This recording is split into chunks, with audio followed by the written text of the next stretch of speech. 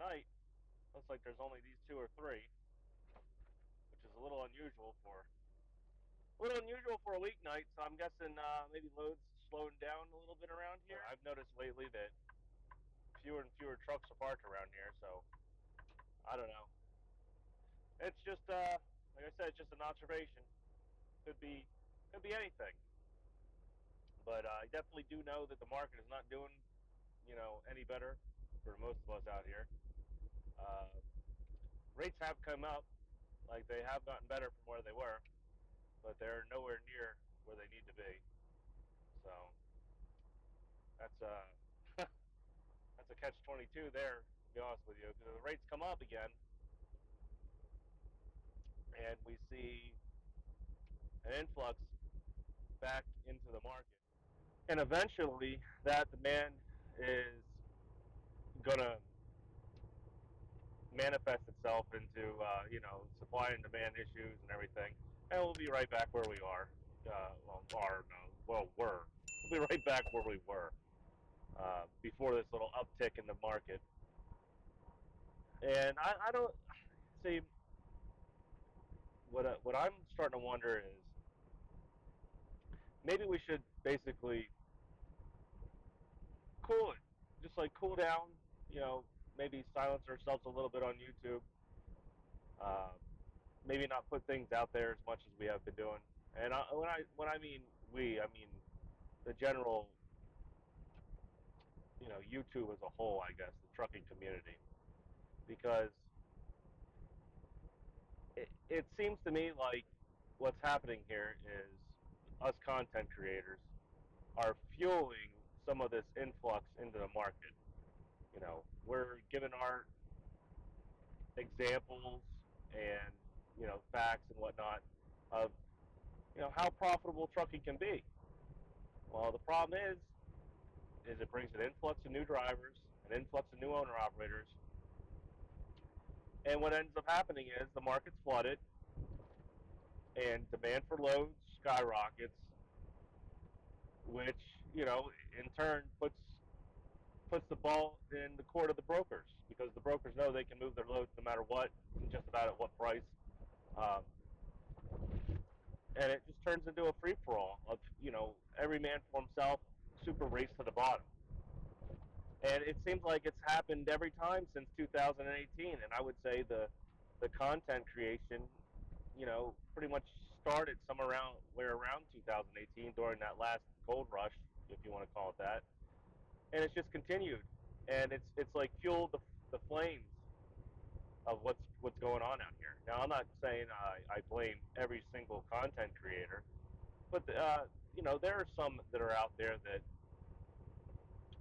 will say fuel the flames more than others, uh, give give unrealistic expectations, and put puts these notions into new CDL holders. I guess new guys coming into the industry, that they'll make as soon as they get their CDL, that they can go into one of these mega carriers, become a lease purchase driver, and start grossing $4, 5, 6 thousand dollars,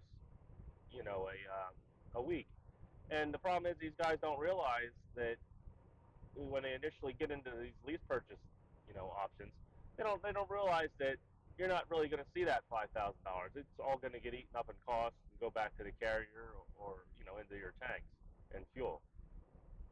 And it's just a shame that that it's become to this, that there's actively creators, especially within the YouTube trucking realm, or what are genre, whatever you want to call it, that could care less about the drivers, as their fellow brethren out here on the road, and will do anything and everything and say whatever they can uh, to fuel, like I said, fuel the fire here, and just profit off of it.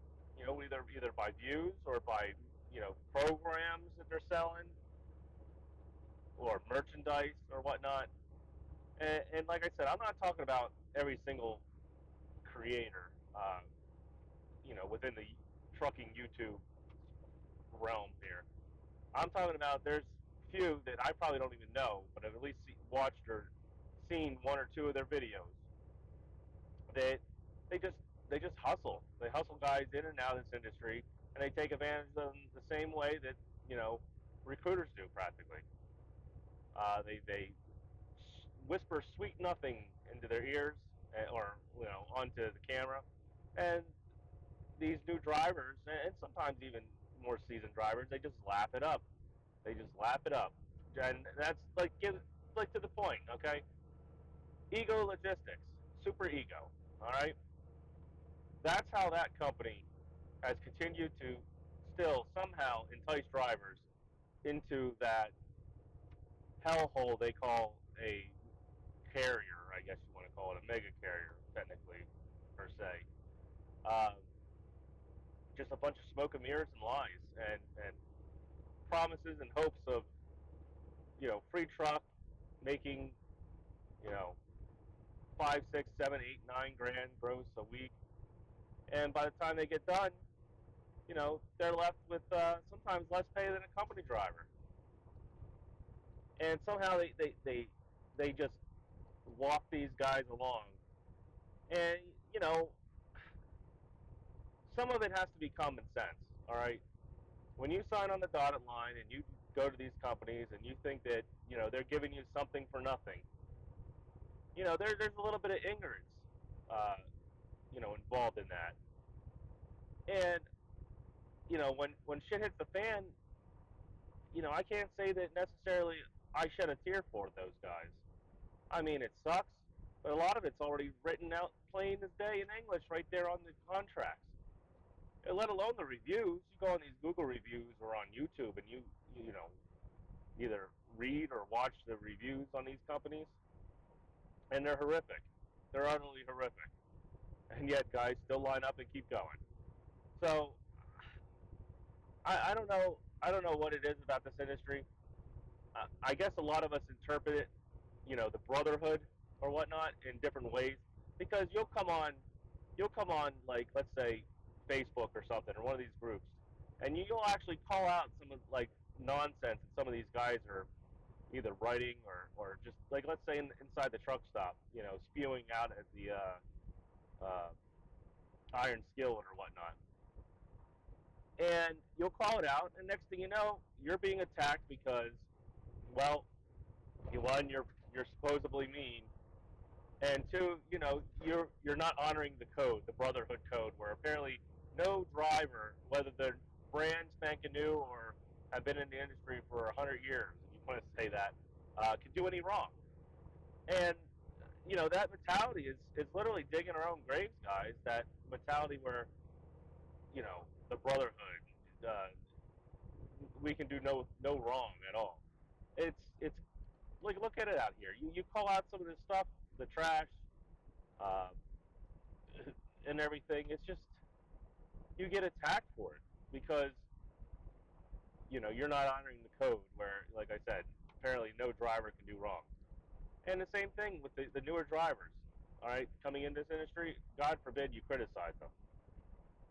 All right, everyone says they were new once, yada yada yada. Well, there's some things that these newer drivers and newer CDL holders are doing that it's not that they're having a hard time backing up or anything. It's they literally have the lack of common sense and in my opinion, brain power to even be out here on the road with a 80,000 pound death machine, and nobody's speaking up, because whenever we do, we get attacked for it, and we lose views or whatnot. And I'm at this point, I'm just tired of it. You know, I'm tired of it not getting called out. I'm tired of guys, hustling people into this industry just so they can get some views and whisper sweet nothings in their ear that won't matter. That won't matter once these guys get in and they just get taken advantage of, whether that be on the company side or as an owner operator, lease purchase driver or whatnot. And guess who's not going to be there to help them out when shit hits the fan? Who's going to pay their car payment, their mortgage, their truck note? Who's going to pay that? The guy that initially talked them into this? What, and then whether that be on YouTube or technically, at a carrier as a recruiter, because I've noticed a lot of these carriers now, they don't necessarily use recruiters. They use drivers.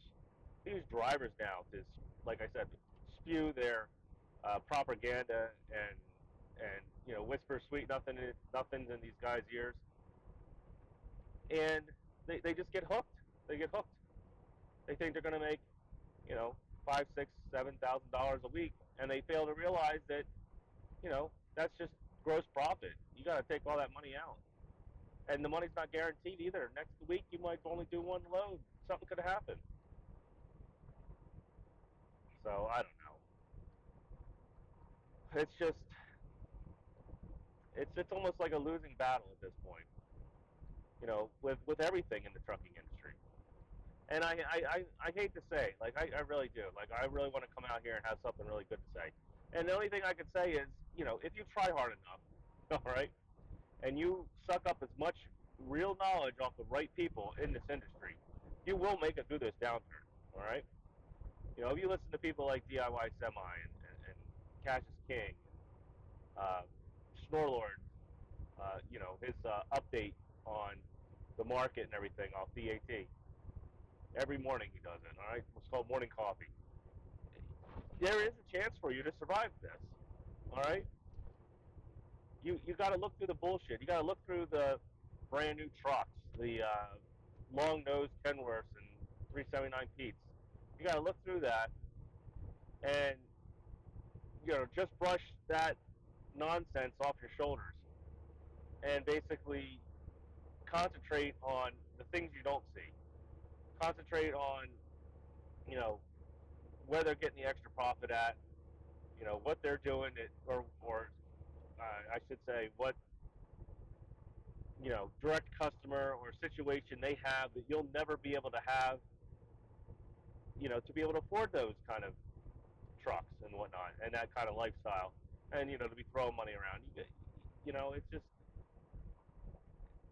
everything is not how it seems, especially in trucking. Right? There's so many smoke and mirrors. It's ridiculous. All right, like you initially get hit with it right off the bat after you get your CDL. But that's enough rambling on about that topic of, I don't know, basically doom and gloom, and that we're basically digging our own graves at this point.